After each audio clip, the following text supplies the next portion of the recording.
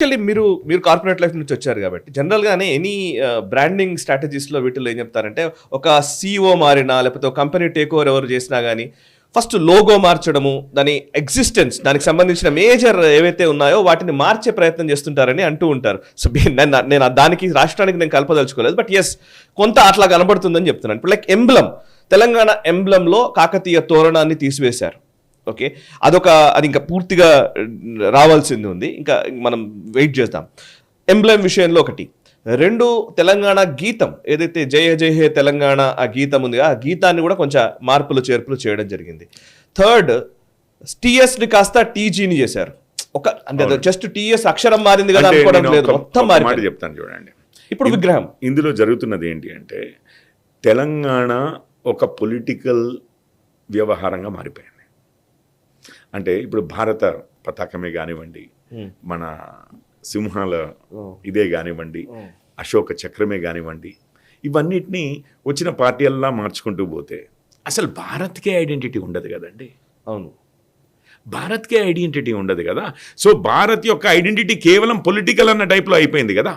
So Telangana identity BRS వారి identity ఇది, కాంగ్రెస్ వారి ఐడెంటిటీ ఇది అన్న టైప్లోకి తీసుకొచ్చారు కదా. కరెక్ట్.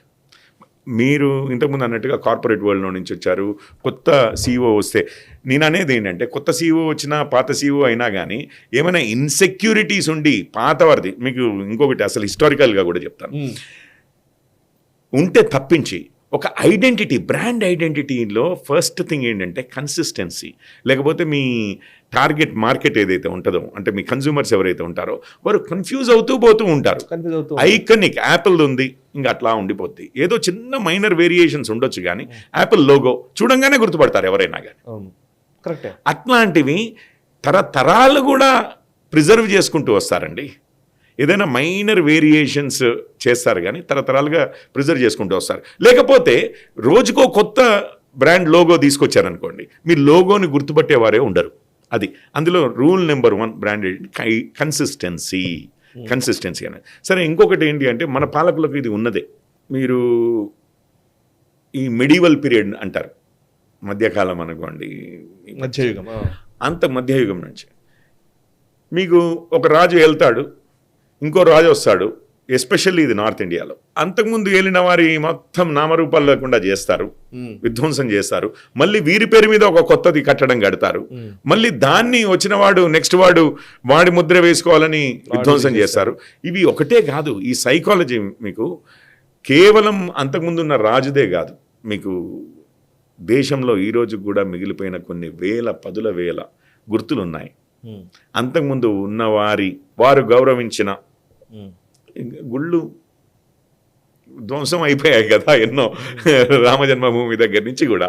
సో ఉన్నదాన్నే ధ్వంసం చేసి ఇంకొకటి దాని మీదే కట్టడం అనేది ఏదైతే ఉంటుందో, అంతెందుకు కొత్తగా కట్టొచ్చు కదా. మీకు విజన్ ఉంటే ఇంకా ఎక్స్పాండ్ చేసుకోవచ్చు కదా. కానీ ఆ కల్చరల్ థింగ్ ఏదైతే ఉందో, లేదు అంతకుముందు ఉన్నవారు తక్కువ, మేము చేసింది వాళ్ళకి పర్సానిఫై చేశారు. అదంతా హెరిటేజ్ అంతా దేశానిది కాదు, ప్రీవియస్గా ఉన్నవారిదే. ఇప్పుడు మేము క్రియేట్ చేస్తున్నదంతా మాదే అనే భావన చేశారా, ఇదంతా ప్రజలదే అన్న భావన ఉంటే ఈ విధంగా జరగదండి.